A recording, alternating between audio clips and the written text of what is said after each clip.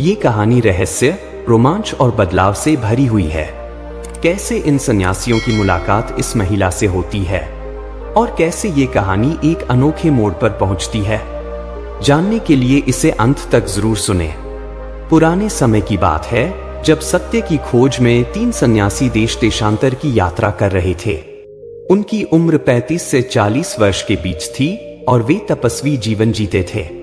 वे भोजन के लिए गांव-गांव भिक्षा मांगते और बदले में लोगों को जीवन के सच्चे मार्ग के बारे में उपदेश देते। उनका एक ही उद्देश्य था, सत्य की खोज, जो हर मनुष्य को अपने जीवन में करनी चाहिए। एक बार की बात है, गर्मियों की एक दोपहर में, जब सूर्य अपने तेज प्रकाश से पृथ्वी को झुलसा रहा था। तीनों सन्यासी पगडंडियों से गुजरते हुए एक छोटे से गांव की सीमा पर पहुंचे। यह गांव अपेक्षाकृत छोटा था, यहाँ गिने चुने घर थे और चारों ओर हरियाली फैली हुई थी। गांव के लोग सीधे साधे और आशावादी थे। वे अपनी जीविका के लिए कृषि पर निर्भर थे और दिन भर खेतों में मेहनत करते। सन्यासियों ने गांव में प्रवेश किया और भिक्षा मांगने लगे। वे एक एक घर जाकर भिक्षा देही कहकर अन्न और जल मांगते। गांव के लोग श्रद्धा से उन्हें भोजन देते और उनके उपदेशों को ध्यान से सुनते। कुछ लोग अपनी समस्याएं भी उनसे साझा करते, जिनका सन्यासी धैर्यपूर्वक समाधान बताते। धीरे धीरे पूरे गांव में उनकी भिक्षा पूरी हो गई।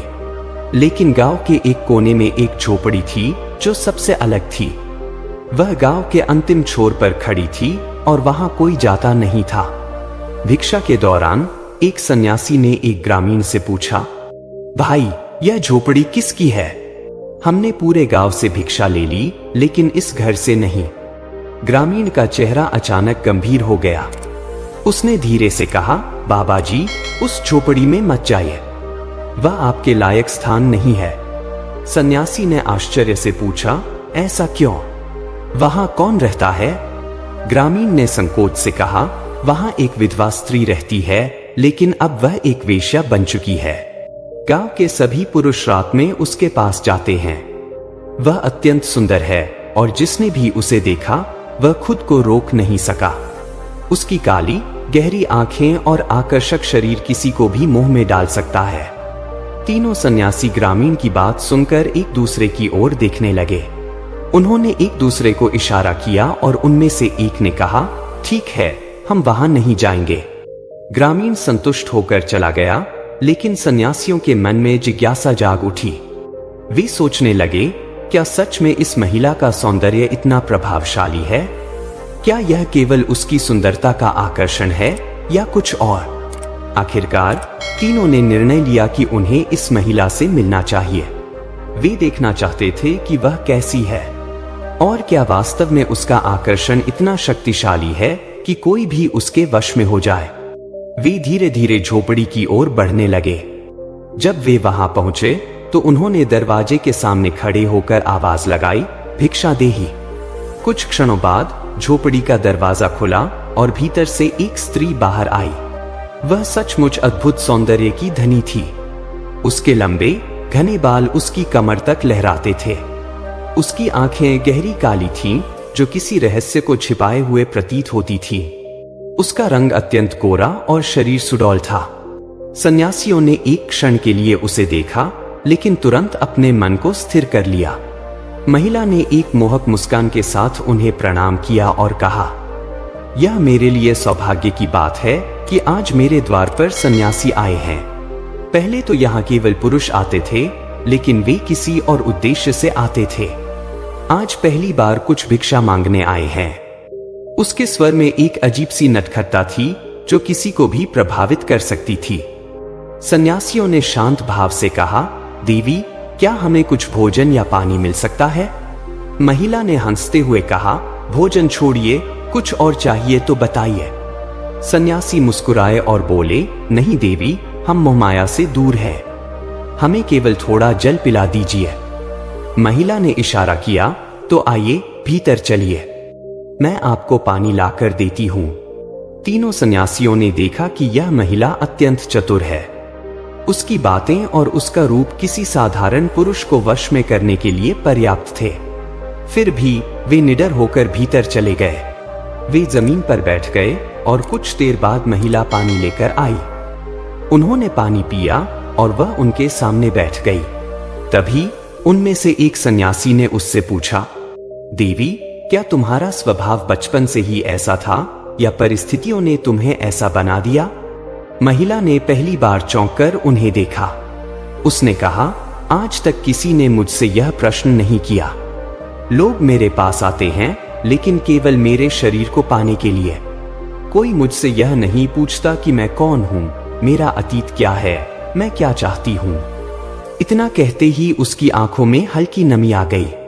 कुछ क्षणों की चुप्पी के बाद महिला ने कहना शुरू किया, मेरे पति की मृत्यु कुछ महीने पहले हो गई।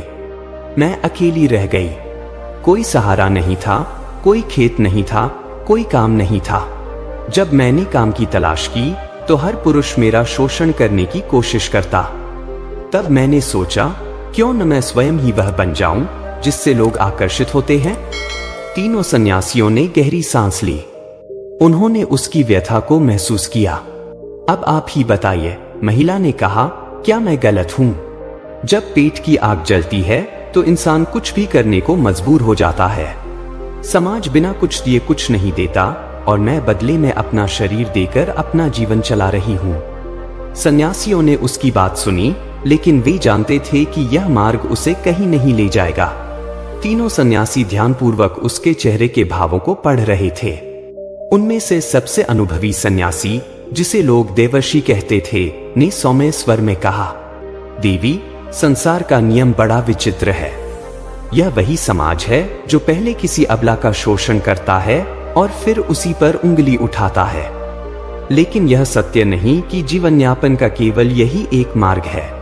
महिला ने कड़वाहट भरी मुस्कान के साथ कहा, बाबा, यदि यह मार्ग गलत है तो फिर समाज ने मुझे दूसरा मार्ग क्यों नहीं दिया? जब मेरे पति की मृत्यु हुई तब क्या कोई मेरा सहारा बना? नहीं, तब सबने मुझे बस एक वस्तु की तरह देखा।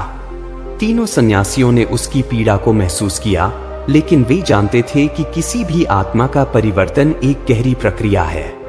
तभी एक और सन्यासी, जिसे महायोगी कहा जाता था, आगे झुका और बोला, देवी, सत्य की खोज में हम 3 वर्षों से भटक रहे हैं।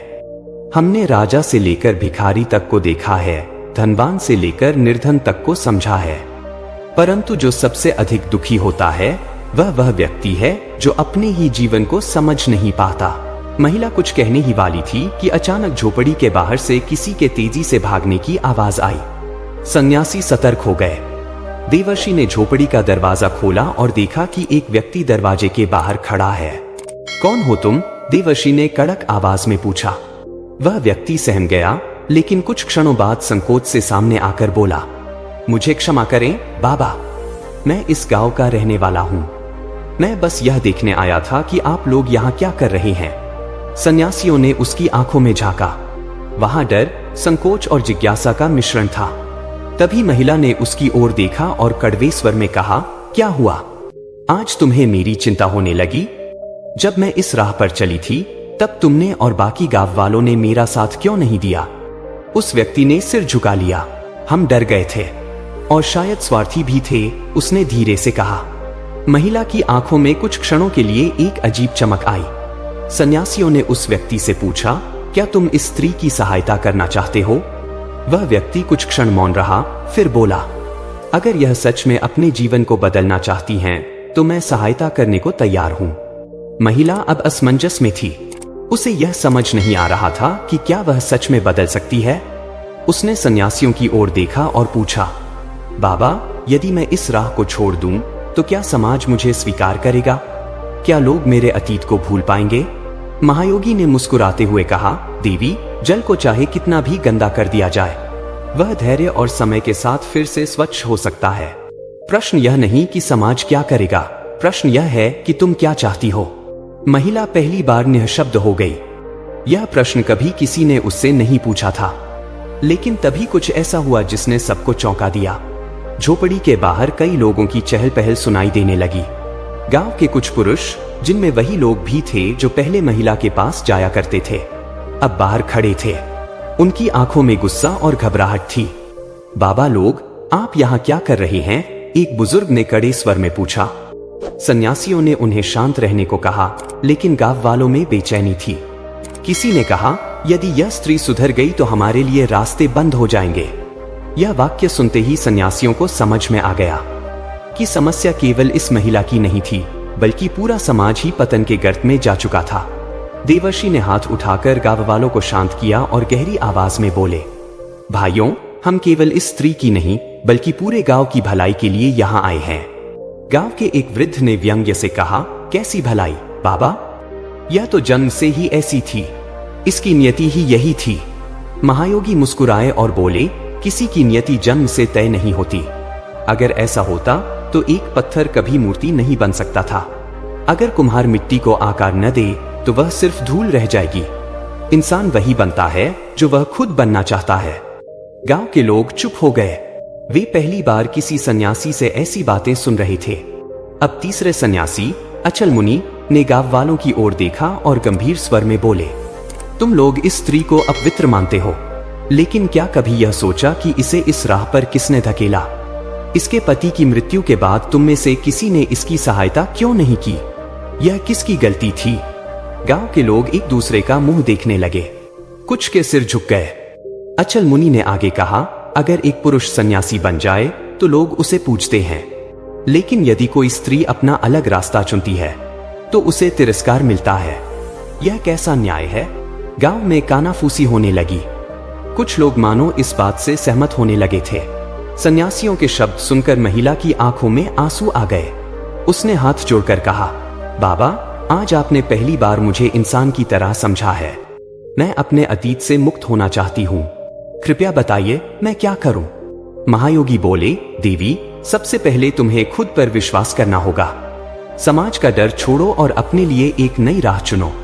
महिला ने सिर झुका लिया। फिर धीरे धीरे उसने अपने गहने उतारकर सन्यासियों के चरणों में रख दिए और बोली, आज से मैं अपनी पुरानी पहचान छोड़ रही हूँ। मैं अब एक नया जीवन शुरू करूंगी। गांव के लोग यह देखकर आश्चर्यचकित रह गए। कुछ के मन में ग्लानि थी, कुछ के मन में सम्मान का भाव जाग उठा था।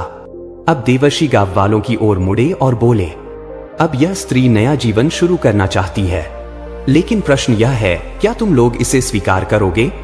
गांव में फिर से हलचल मच गई।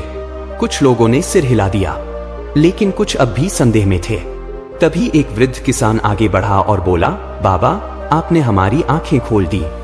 अगर यह अपने जीवन को बदलना चाहती है तो हमें इसे स्वीकार करने में कोई संकोच नहीं होना चाहिए। धीरे धीरे और भी लोग सहमत होने लगे। कुछ युवकों ने कहा, अगर यह महिला मंदिर में पूजा पाठ करना चाहती है तो हम इसे रोकेंगे नहीं। सन्यासी मुस्कुराए। वे समझ गए थे कि परिवर्तन की प्रक्रिया आरंभ हो चुकी है। तीनों सन्यासियों ने महिला को आशीर्वाद दिया और कहा, अब तुम अपने जीवन को उस सत्य की ओर मोड़ो जिसकी तुम वर्षों से उपेक्षा कर रही थी। जो भी कठिनाई आए, धैर्य मत खोना। सत्य का मार्ग कठिन होता है, लेकिन यही तुम्हें वास्तविक आनंद देगा। गांव वाले अब पूरी तरह शांत हो चुके थे। कई लोगों ने महिला से क्षमा मांगी और उसे नया जीवन शुरू कर। इसे लाइक जरूर करें और अपने विचार कमेंट में बताएं। ऐसी ही और रोचक कहानियों के लिए को सब्सक्राइब करना न भूलें। फिर मिलेंगे एक नई प्रेरणादायक कहानी के साथ।